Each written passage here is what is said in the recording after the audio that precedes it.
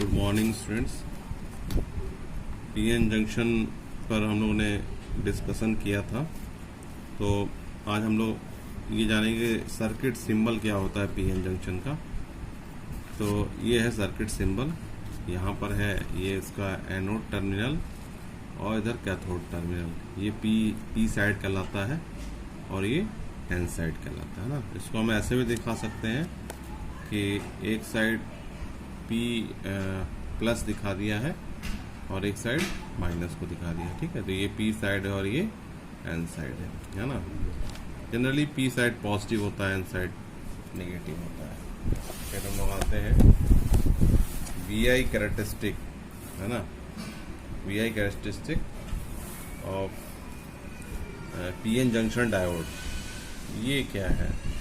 तो VI characteristic का मतलब ये है कि हम एक ग्राफ ड्रॉ करते हैं जो करंट के वेरिएशन, पीएन जंक्शन के अक्रॉस जो करंट में वेरिएशन हो रहा है और जो वोल्टेज हम जो अप्लाई कर रहे हैं, ठीक है। क्लियर? मतलब आप ऐसे समझिए, इस पर जब वोल्टेज अप्लाई करेंगे तो उसमें करंट में वेरिएशन होगा। तो इन दोनों का ग्राफ है एक तरह से, ठीक है। ये वीआई कैरेक्टरिस्टिक का मतलब ग्राफ ही है। तो मीनिंग ये है कि graph showing the variation of current flowing through a PN junction with किसके रिस्पेक्ट में? वोल्टेज अप्लाइड अक्रॉस इट, ठीक है। जो वोल्टेज आपने लगाया है किसके अक्रॉस? पीएन जंक्शन के अक्रॉस जो आपने वोल्टेज लगाया है। तो इस सबसे पहले आते हैं हम लोग एक्सपेरिमेंटल फिगर के ऊपर, तो सर्किट क्या होता है इसमें? तो हम लोग एक पीएन जंक्शन डायोड लेते हैं पीएन, और इसको बैटरी के पॉजिटिव टर्मिनल से कनेक्ट कर देते हैं, ठीक है। इसको बैटरी के पॉजिटिव टर्मिनल से कनेक्ट कर देते हैं और एन टर्मिनल को बैटरी के निगेटिव टर्मिनल से कनेक्ट कर देते हैं, ठीक है। पी टर्मिनल को बैटरी के पॉजिटिव टर्मिनल से और एन को बैटरी के निगेटिव टर्मिनल से। तो ये फॉरवर्ड बायस है। अब हमें पीएन जंक्शन का वोल्टेज भी मेजर करना है। तो वोल्टेज मेजर करने के लिए हम लोग क्या करेंगे? पीएन के अक्रॉस एक वोल्ट मीटर लगा देंगे यहाँ पर, ठीक है। एक वोल्ट मीटर लगा दिया। दूसरा, करंट मेजर करना है तो करंट की वैल्यू बहुत कम होती है इसमें, तो एक मिली एम मीटर लगा देते हैं। मिली एम मीटर, एम मीटर तो आपने पढ़ा है 10th क्लास में भी, वो करंट मेजर करता है। मिली का मतलब 10⁻³ क्योंकि करंट ज़्यादा नहीं होगा इसमें, 10⁻³ ठीक है। उसके बाद एक बैटरी लगा हुआ है। बैटरी यहाँ पर वेरिएबल है, बैटरी कांस्टेंट नहीं है। क्यों? क्योंकि रियोस्टेट का जो पॉइंटर है ये आगे पीछे हो सकता है। तो आपको पता है अगर रेजिस्टेंस बढ़ेगा या घटेगा तो करंट भी बढ़ेगा घटेगा। तो एक तरह से आप क्या कर रहे हो? हम कर क्या रहे हैं कि पहले वोल्टेज कम कर रहे हैं, करंट इसको जब हम वैरी करेंगे, ठीक है, तो इसको जब वैरी करने से वोल्टेज चेंज होगा। पहले धीरे धीरे वोल्टेज को हम बढ़ाएंगे, ठीक है। जब वोल्टेज, क्योंकि बैटरी मान ले 10 वोल्ट का आते हैं, हाँ 10 वोल्ट थोड़ी मिलेगा। ये तो जितना करंट, अगर मान ले करंट इतने सेक्शन से जा रहा है यहाँ से ऐसे करके, है ना, ठीक है। तो इतने रेजिस्टेंस के कारण करंट हो गया।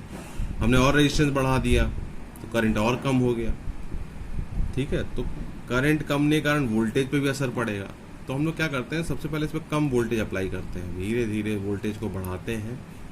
जब वोल्टेज को वेरी करेंगे तो फिर हम करंट को रीड करते हैं यहाँ, ठीक है। इस करंट को यहाँ पे रीड करते हैं। आपको इससे क्लियर हो गया होगा कि ये सर्किट डायग्राम क्या है। फिर हम लोग आते हैं फॉरवर्ड कैरेक्टरिस्टिक पे। इसमें क्या है कि शुरुआत में क्या होता है, जैसे जैसे आप वोल्टेज, इधर देखिए, इधर वोल्टेज का ग्राफ है, वोल्टेज बनाया इधर 0.1 volt, 0.2 volt, 0.3 volt, 0.4 volt, 0.5 volt, और इधर हो गया current 1 milliampere, 2 milliampere, 3 milliampere, 4 milliampere, 5 milliampere, 6 milliampere, 7 milliampere, 8 milliampere. तो इधर हो गया करंट, इधर हो गया वोल्टेज। अब हम धीरे धीरे वोल्टेज को जब बढ़ाए तो देखें कि धीरे धीरे करंट पहले बढ़ा नहीं, पहले तो कम ही रहा, 0 रहा, फिर धीरे धीरे करंट की वैल्यू क्या हो गई, बढ़ी, और 0.3 से थोड़ा सा ज़्यादा पर करंट की वैल्यू बहुत शार्पली बढ़ रही है, ठीक है, एकदम सीधी हो गई है। अच्छा, अगर आप ध्यान देखें तो ओम्स लॉ कहाँ पर वैलिड है? देखिए, ओम्स लॉ इस सेक्शन में वैलिड नहीं है क्योंकि ये कर्व है, ठीक है, ये कर्व है, तो यहाँ ओम्स लॉ वैलिड नहीं है। ओम्स लॉ वैलिड होगा इस वाले सेक्शन में, ठीक है, जहां पर भी स्ट्रेट लाइन हो सकता है यहां से यहां, जहां पे आपको स्ट्रेट लाइन लगेगा, ठीक है, वहां पर ओम्स लॉ वैलिड हम कर सकते हैं, ठीक है। तो कभी कभी डायोड का रेजिस्टेंस भी पूछ देता है, तो हम लोग क्या करते हैं, यहाँ पे एक ट्रायंगल बनाकर चेंज इन वोल्टेज निकाल लेते हैं, डेल्टा बी डेल्टा आई, और उससे हम लोग आर निकाल लेते हैं। ये ओम्स लॉ लगा लेंगे, P is equal to I R. तो ये देखा गया कि शुरू में in the beginning when the applied voltage is low, जब अप्लाइड वोल्टेज बहुत कम है तो जंक्शन डायोड से करंट लगभग क्या होगा? जीरो। जब आपने अप्लाई वोल्टेज कम किया है तो यहाँ से करंट क्या होगा? जीरो होगा। क्लियर?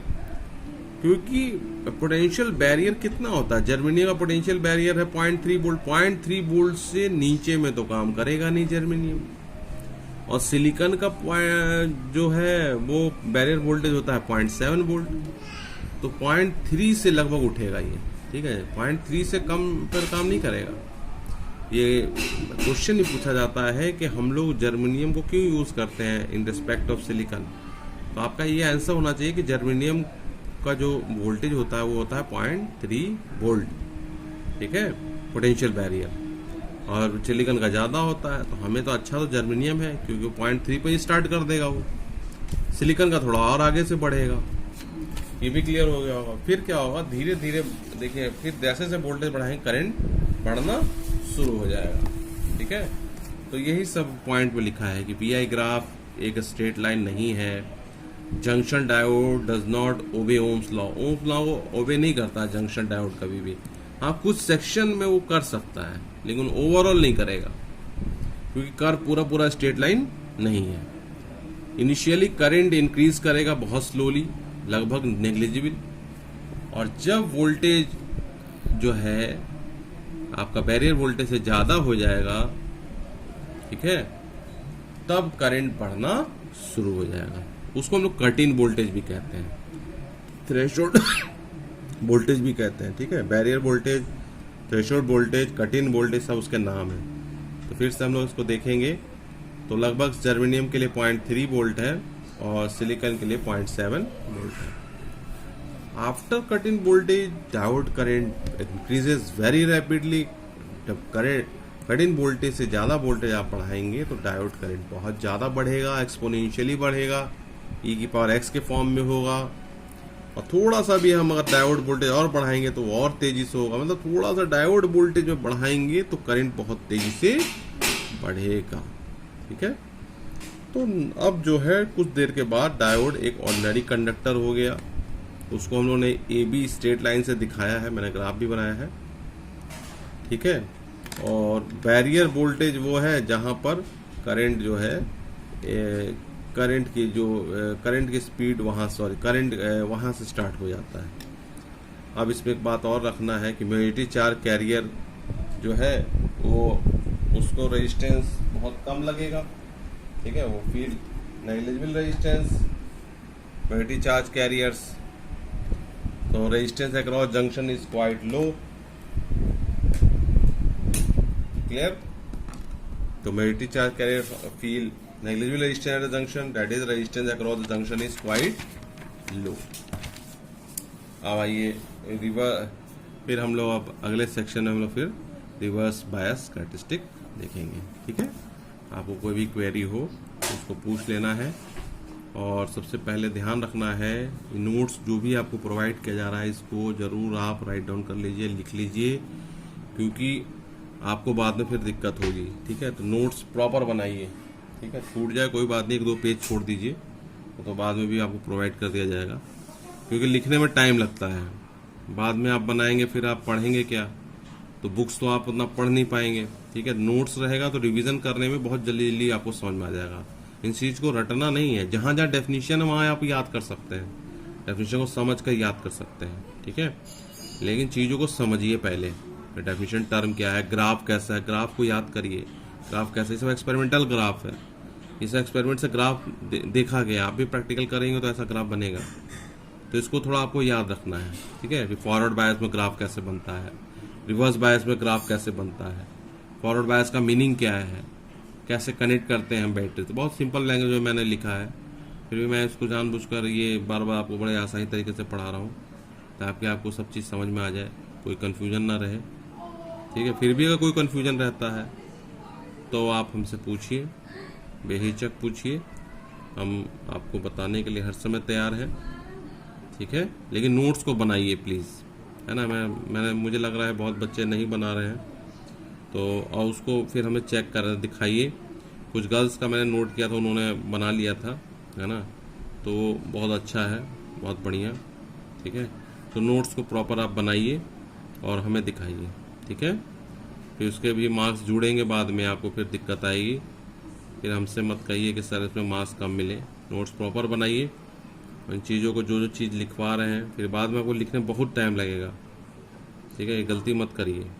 ठीक है, और फिर उसमें रिवीजन करने में मज़ा आएगा। आपको पढ़ेंगे तो आपको सब चीज़ लिखा रहेगा, आपके पास नोट्स है ना। ठीक है, थैंक्स।